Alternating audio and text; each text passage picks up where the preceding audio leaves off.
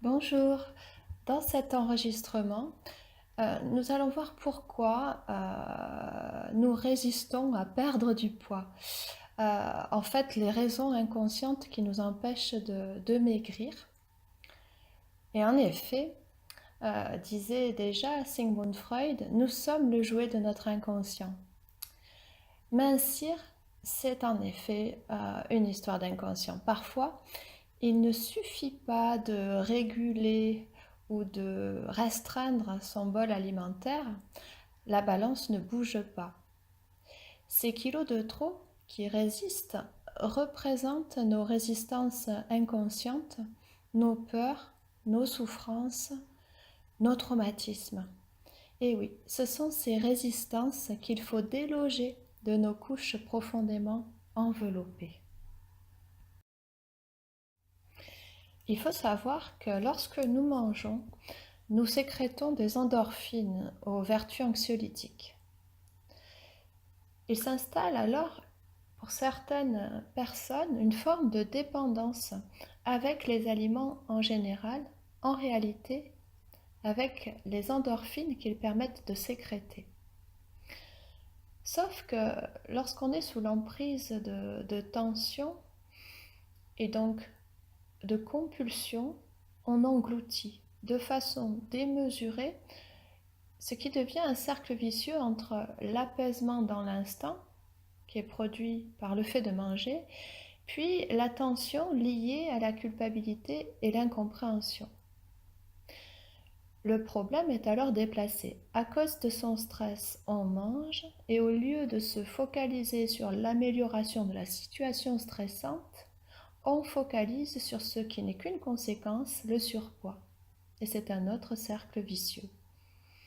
C'est ce que j'appelle l'effet cocotte-minute. Et je déteste les cocottes-minutes, va-t-on savoir pourquoi? Non seulement elles sont coûteuses, mais elles détruisent aussi les vitamines. Bref, on met les ingrédients, c'est-à-dire les émotions stressantes, à haute température dans la cocotte, et puis on referme bien le couvercle. On étouffe ainsi nos souffrances, nos peines, nos non-dits. On croit les faire mourir ainsi. Et à haute température, il reste peu de vitamines, je me répète, il reste peu de vie. De nombreuses personnes viennent me consulter pour perdre du poids. Lors de la première séance, on se focalise sur la véritable problématique, celle qui est à l'origine des excès alimentaires, et elle est rarement due aux aliments eux-mêmes. Le travail qui s'ensuit est clair comme eau de roche. C'est alors que l'on peut cesser ces rapports de force avec soi-même, les régimes par exemple. Oui, j'aime pas non plus les régimes. Et que le processus d'amaigrissement se fait en étroite collaboration avec le problème sous-jacent. Comprendre ce processus est en soi une aide, car la première souffrance est liée à l'incompréhension de ces excès. Maîtriser son poids, à force de régime à répétition, engendre un rapport de force avec son corps.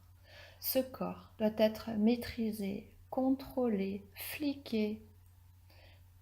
Quoi d'étonnant que de reprendre le poids perdu, voire plus, après un régime. C'est ce que l'on appelle l'effet yo-yo. Le corps a son intelligence puisque c'est une fabuleuse machine. Il a compris qu'à force de privation, il fallait faire des réserves à la fin d'un régime au cas où il y aurait à nouveau des manques. Et un nouveau cercle vicieux s'installe. Je me force à maigrir, je me rattrape des privations, je me force à maigrir, je me rattrape des privations, etc., etc., sans fin. L'hypercontrôle entraîne tôt ou tard une perte de contrôle. Compulsion, c'est plus fort que moi et une reprise de poids conséquente. Dans une famille qui a tendance à être dans l'embonpoint, il peut y avoir une culpabilité à maigrir par peur inconsciente d'être rejeté ou différent. Si la mère attendait de façon tyrannique à ce que l'on soit mince, on peut également inconsciemment s'en écarter comme pour s'opposer à l'éducation reçue. Autre exemple, Dans certaines familles, il est habituel d'offrir des repas copieux ou des goûters riches pour témoigner de l'affection. Et alors, ne pas finir un repas ou refuser une part de gâteau peut alors être mal perçu, un peu comme si on refusait l'amour témoigné dans la préparation du plat. Et puis, dans certaines familles, on n'apprend pas à ressentir la sensation de satiété, car on doit systématiquement finir son assiette, à croire qu'il faut aussi manger l'assiette. On apprend plus le il faut, sinon tu es coupable, donc il faut finir son assiette, il faut finir ce que je t'ai préparé. On apprend plus ça que ressens ce que ton corps te dit.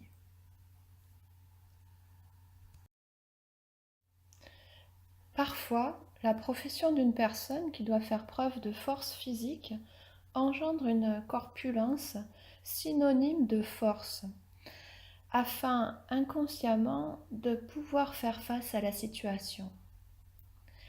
Parfois encore, il s'agit d'une construction de type carapace qui permet de se sentir protégé de ce qui est vécu comme agressif. Il n'y a pas forcément d'agression physique, mais les mots entendus, par exemple des mots humiliants ou dévalorisants, les attitudes de rejet euh, sont des exemples qui incitent certaines personnes à vouloir s'en protéger parce que c'est vécu très négativement.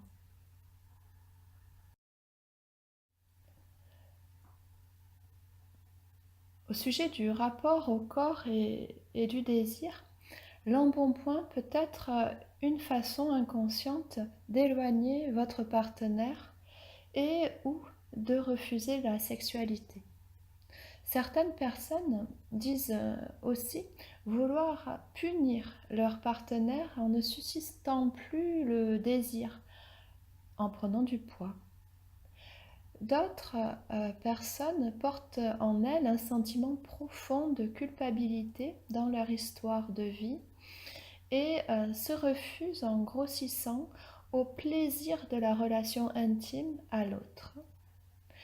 Qu'il s'agisse de colère ou de culpabilité, il y a le refus inconscient d'être désiré, soit pour priver son partenaire, soit pour se priver soi-même de plaisir.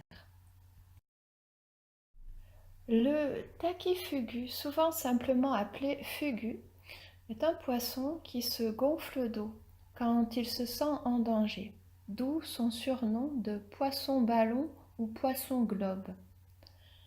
Le diodon, quant à lui, se rapproche du fugu. Comme ce dernier, il se gonfle d'eau et d'air et se couvre de piquant lorsqu'il se sent menacé. Chez l'humain, la peur en général, ou consécutive à un traumatisme, engendre très souvent des rétentions d'eau inexpliquées, sans forcément de souffrance rénale. On peut rencontrer des prises de poids extrêmement rapides et inexplicables sur un plan médical en tout cas, ou alimentaire.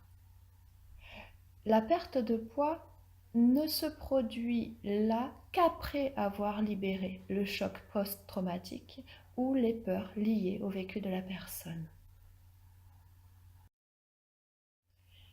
Maigrir signifie un changement, une autre apparence, une autre identité.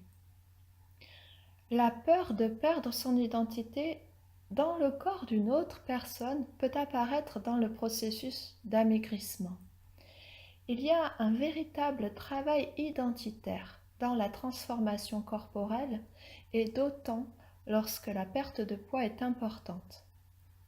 Inconsciemment, la peur de l'inconnu fait qu'on peut vouloir rester dans du connu, celui des kilos.